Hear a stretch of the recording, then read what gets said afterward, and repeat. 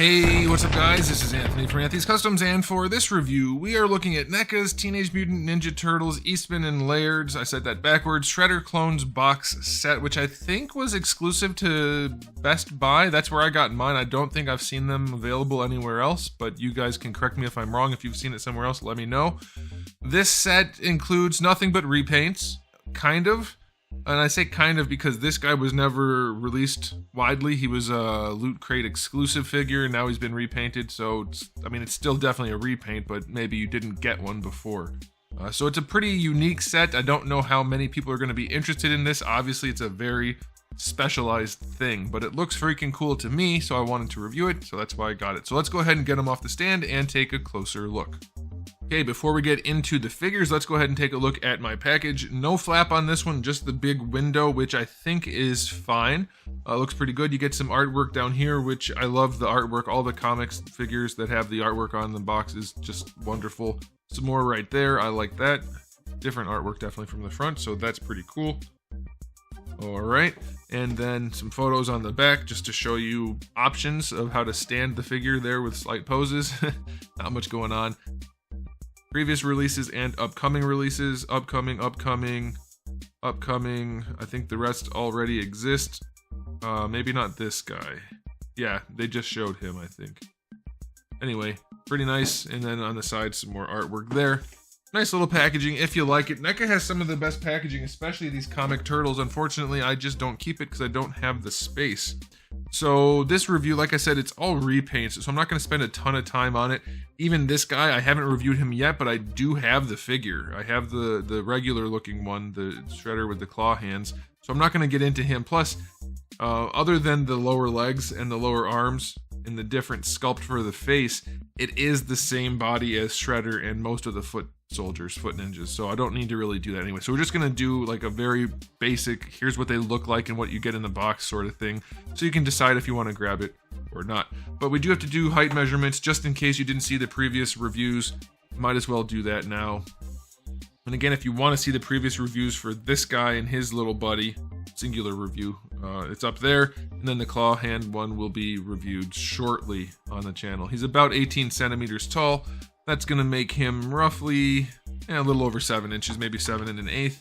This one stands about, let's call it 6 3/4. The little top fin of his helmet's a little higher, but still about 17 centimeters. And little guy here, he is going to be about 7.5 centimeters, and that's going to be about 3 inches. Okay, so let's just look at the aesthetic real quick. Oh, also, I have no idea what's up with this color scheme. None of the other figures have gotten this treatment other than being black and white. So you guys can let me know if you know about it. And then we'll do a question of the day. Even if you don't know why they have this, do you think it looks cool enough to add to your collection? Because that's what happened with me. I think they're going to stand out nicely, and I like the stylized paint job and the sculpt of the figures. So I thought, what the heck? I'll buy it. All right, so aesthetics. Love the paint job. It's very, very nice. The comic style shading, I guess you could call it, very well executed.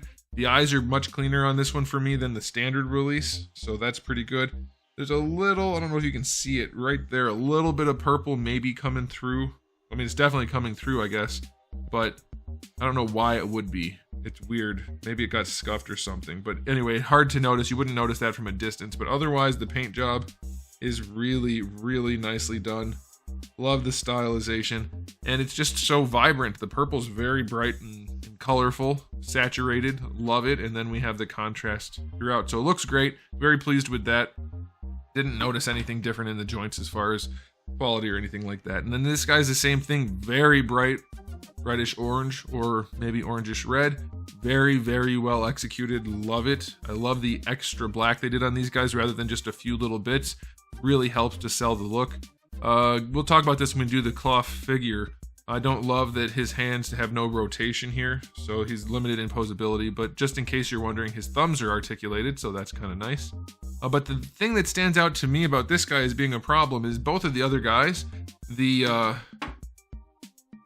whatever you want to call this piece, the spiky fin, it's rounded, so it's not really a fin, but there's little black lines on it, right? It has the comic look to it, at least a little bit, just a few black lines.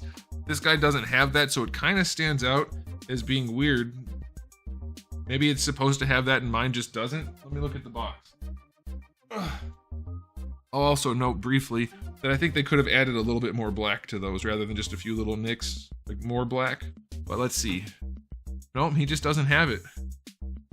The other ones do, he just doesn't. Strange. You could easily touch that up with some black paint if you wanted to. I wouldn't use a Sharpie, it's not actually black. But either way, looks wonderful, especially down here. Really sells the idea of a comic book.